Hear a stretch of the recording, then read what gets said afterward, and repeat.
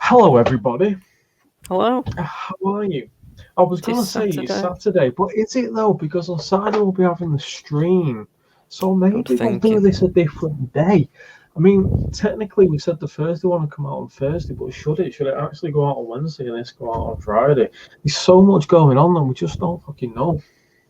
We don't know what to do, guys. We don't. We're lost. And it's because it's all been a bit of a crazy ride, really, hasn't it? So far. But past few weeks. We're enjoying it. We hope you're enjoying it. And we're just going to keep doing it. Yeah, why not? I'm enjoying it. You know, it's like that saying, you know, it's 5 o'clock somewhere in the world. So that applies to somebody must be enjoying it somewhere in the world. You know? Well, for some reason, people are starting to watch it. Well, yeah. And I appreciate your existence because, I mean, having said that, I might watch myself if it wasn't me, but somebody else, because I think I'm fucking hilarious. I'm not going to lie. Yeah, might edit that bit out because fucking douchebag. But yeah. Anyway, let's go into a video that's going to appear sometime on YouTube. I've got my glasses on tonight as well to make sure I look like intelligent and shit again. Yeah, so this time he's going to spout lots of stuff that makes him sound intelligent. I'm not. So, okay. However, we're going to touch on the love, or one of the loves of my life, Rallycross. So everybody's probably you know. Yeah, because you're getting Rallycross, you're getting drifting, or you're getting rallying from me. That's about it. Yep. Cool. That's fine. So, yeah. So what? Last week, 4th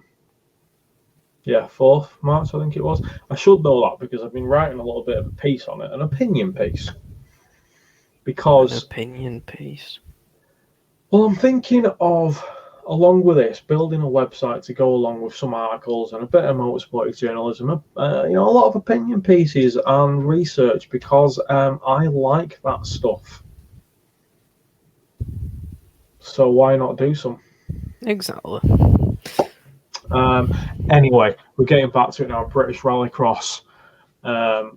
Our wonderful domestic series over here with our supercar class has announced that they are going to include 4 ERX starred electric rallycross engines, which was basically Project C, for anybody who followed that last year, which I think is awesome, personally. So, do you want to give a description of what that is? For the people that don't know. Okay, so basically, supercar at the minute in terms of rallycross is a 2-litre turbo. You're looking at anything from 550 to 600 horsepower, 700 to 1,000 newton meters of torque, depending on your spec build. Obviously, Worlds are generally right up at the top there. 4-wheel drive, synchro boxes, insane anti-lag, you name it. The sound, the smell, the fucking. Basically, that is what a rallycross supercar is in emotion. And then Stard, which are an Austrian company founded by Stoll, but developed, and they've worked in rallycross, in the past, but they developed effectively Project E. So Project E was running alongside IMG, which was the previous promoters of rallycross until they backed out end of last year, and we still don't actually know the final calendar or anything. I mean, technically there isn't a series going, but we know there's going to be a series because there's enough rumours, there's enough things going on. There's going to be a 2021 season. Don't fucking worry. Heard some shit on the grapevine. Hopefully it'll be coming out soon. And calendar will be changing though. Anyway, so they developed Project T. So Project T was, it works out about 613 horsepower motors, 1,002 newton meters of torque. You've basically got electric, obviously rallycross. You've got top speed at around 150, which is very fast. I'm a rallycross guy. If you think generally your gearing is so low for the acceleration, 4-wheel drive again with 2 transmissions fitted to the front and rear axles. So last year they were released on the Project E. You had the likes of Natalie Barrett, Ken Block, Cyril. Oh my God, I forgot his name. That's unfortunate. Yeah. Whatever he were called. And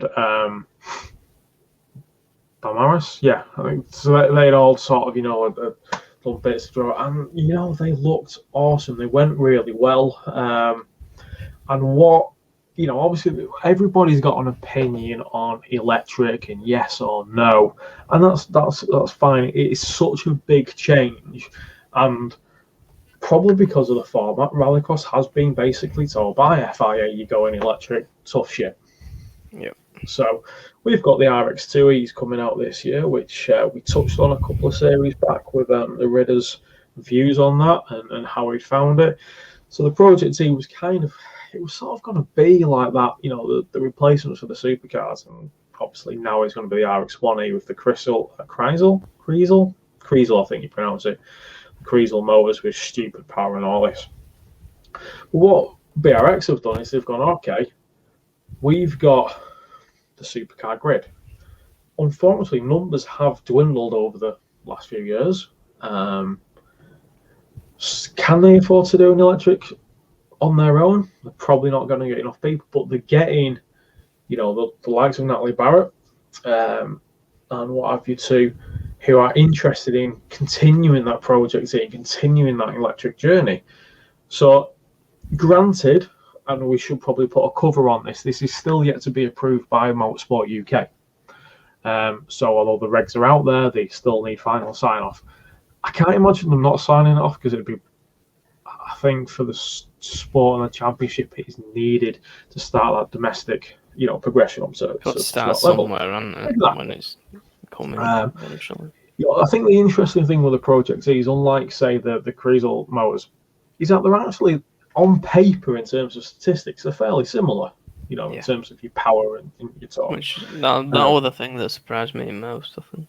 Yes, whereas your RX1Es are going to be significantly more, to be honest.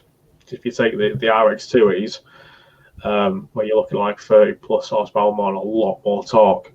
Now, for me, and obviously this is completely personal, this is pretty much what I've been writing about yesterday, because just started typing, because, that's what you do, innit? Plus sides, we're going to get some bigger grids. We're going to get more battles. But the interesting thing, you're going to have 2, albeit on paper similar cars, but probably very different. You've got to think about how the weight distribution is going to be, how the handling is going to be. What's that instant torque going to be like? Are they going to come out of the corners and fucking grip and go? Or thing is, though, the supercar ones have that pretty much instant power delivery anyway, so that quick. That's it, and that ratio of the gearbox. Now the RX only has 2 gears. Obviously, I think it's like a launch gear, and it's basically what you're going to stay in and fucking go crazy in it. So I think it's going to be really interesting.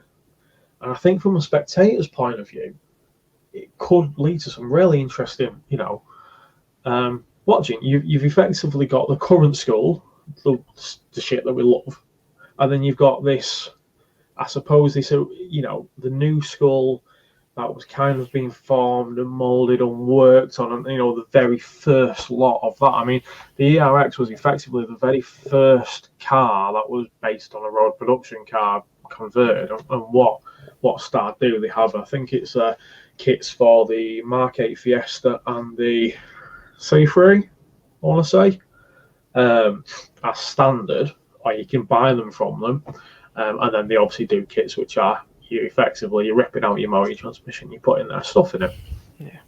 Now the interesting one as well for me is price, because Star have always said for the cost of that it will be cheaper than doing like certainly a world level supercar.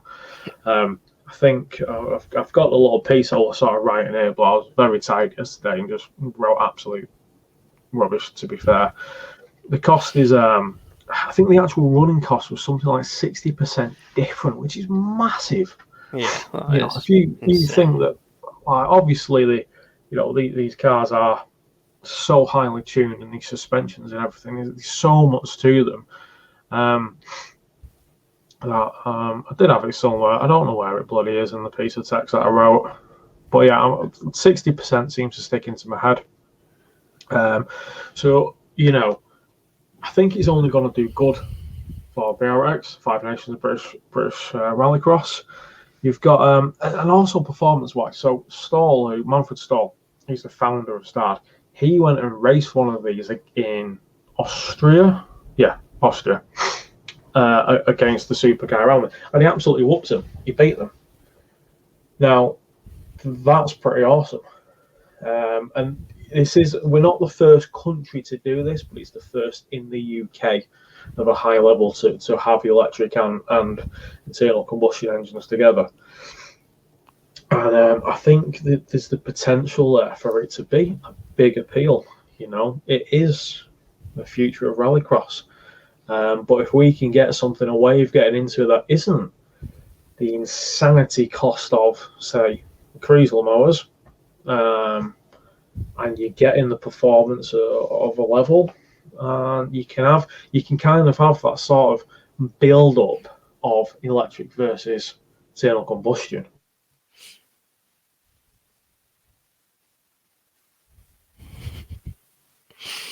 Oh.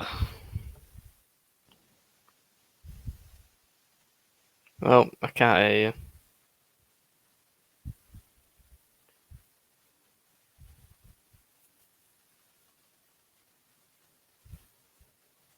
No. Oh. You're muted now.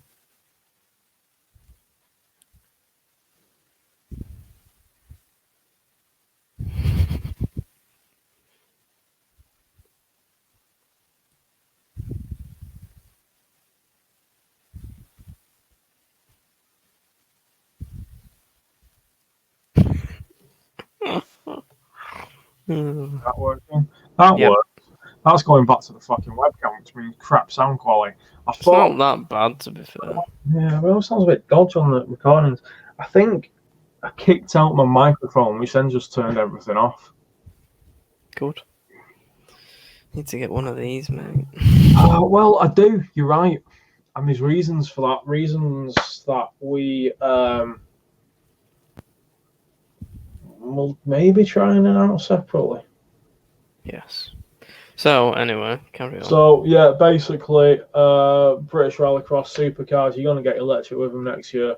Fingers crossed. I think Natalie Barrett's looking at a team, for definite. I believe from what British Rallycross have been saying in the media department, there's going to be, there is a few people coming in there. So I'm excited for it. To see whether any other forms of motorsport take that approach. I feel like the only other one that possibly might do it is maybe touring cars. As they've done it before with the NA cars and turbo cars. Yeah. I think with Rallycross, you have got a perfect format for electric in terms of the short, intense, sharp racing. You've got the fact that the FIA has gone 2022, you're all electric at the world level, Europe level, I suppose. So there is that element, and obviously filtering down. F1, synthetic fuel, biofuel, and we know rallying is going to go hybrid. My expectations was really more for touring cars to be hybrid, rather than electric. Probably, yeah. Which is obviously rumours about and things, and I thought you'd get some hybrid this year. No, I did. I really did. I can't remember, what was that team that we thought was going to do it, and they haven't? It was Adam Morgan, wasn't it? Yeah.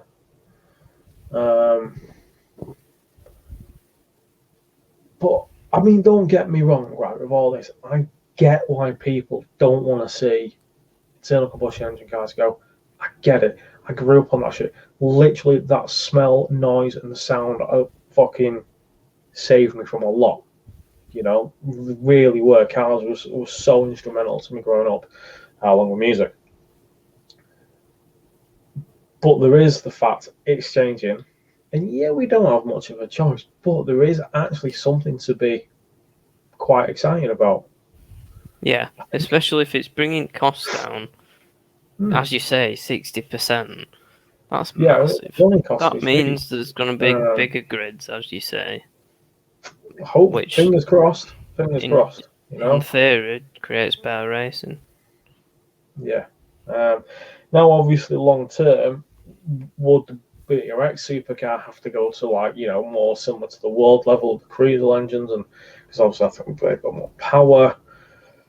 And then coming down sort of into your super national and obviously super modified with BTRDA, you're not really probably going to see that for a very long time, and certainly not at your lower clubman and production levels. It isn't going to happen. It's too much cost. You want to go out and buy a flipping Clio or a Saxo or something for a few grand and build it. Mm-hmm. Yeah, you do that with an electric car. Probably not within the next 5 or 10 years. Yeah, that's fine. So it is only that top level, but the top level, same with like Worlds, is what people look to and what people see. Yep. I'm not at all saying that people need to stop being pissed off about the electric future. All I'm saying is,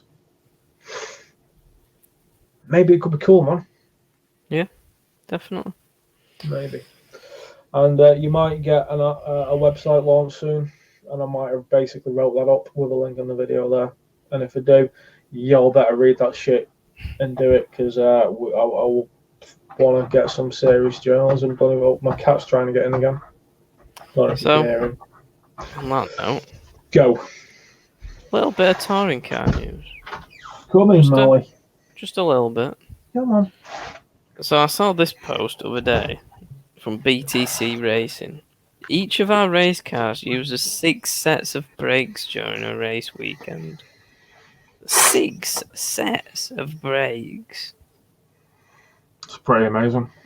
I mean, what have you got? 2 practice sessions, Friday, Saturday. So that's 1 per practice. Qualifying 1. And then 3 races, 1 per race. That's insane, really, isn't it? Yeah. But then, I imagine the development in them is ridiculous, because literally can make or break races. Yeah. Make or break. Yeah, man. I did it. I came up with that. So yeah, that I found that quite interesting. And then Team Dynamics. I wasn't particularly happy about this, but whatever. I mean, he's good, but I don't particularly like him.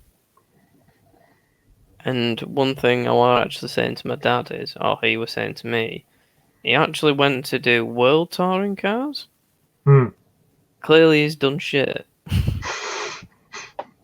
Now he's coming back to British Touring Cars. Yeah. I kind of hope that... I know Matt Neal and Shedden will be racing together, and I really hope they do what they did a few years ago, where they crashed each other off. Because that was like the funniest shit I've ever witnessed. I guess it's one of them. You're either a Matt Neal and Honda fan, or you like Jason Plato, and there's just no in between, I'm afraid. Yeah, I suppose so, because obviously I've not followed touring cars probably this close for the last few years, but even back when I was spending 6 hours of my Sundays watching it all, ever then it was all Matt Neal, Plato, which one was going for it. We were fighting who. Yeah, and I kind of always went a bit Plato, and I don't know why. No, I've always been playing. I don't know if it's from like watching Fifth Gear and stuff. Possibly, yeah, possibly. But, Yeah. Yeah, we'll see. We will indeed. Yes. Well, On that note, that is it. Yeah, so don't know what day this is out. Let me know what you think of electric, and trying to be a little bit more open-minded. I was going to say articulate than it's shit. Well, yeah, that's why I said open-minded. Yeah, open-minded is probably a bit better worded, isn't it? Because I want to hear people's opinion, and obviously, hello, Molly. It is a big change, and nobody likes change. I don't like change, man, as you well know. It's cool. Oh, hello. You all right? Got your claws fucking me then, mate. I guess we're best end there because Cat wants attention. Jesus, Donny. Can I get a bloody break, mate? I'm gonna one day, right? We're gonna be at some interview with some like just fanboying the hell out. And O'Malley's gonna be messing it all up. All my microphone's gonna go down and my webcam's gonna go off. Something's gonna happen. No doubt. I don't think I could take that'll be after you motorsport journalism seriously. That'll be after you're an hour late. Or something daft. I wasn't time for late. It's just you that I'm late for, because I'm not important. You put up with me. It's fine. You are important. You're important. I value your existence. Thank you. Okay. On that note, I don't particularly like lying. So, see ya. See you later. Peace all.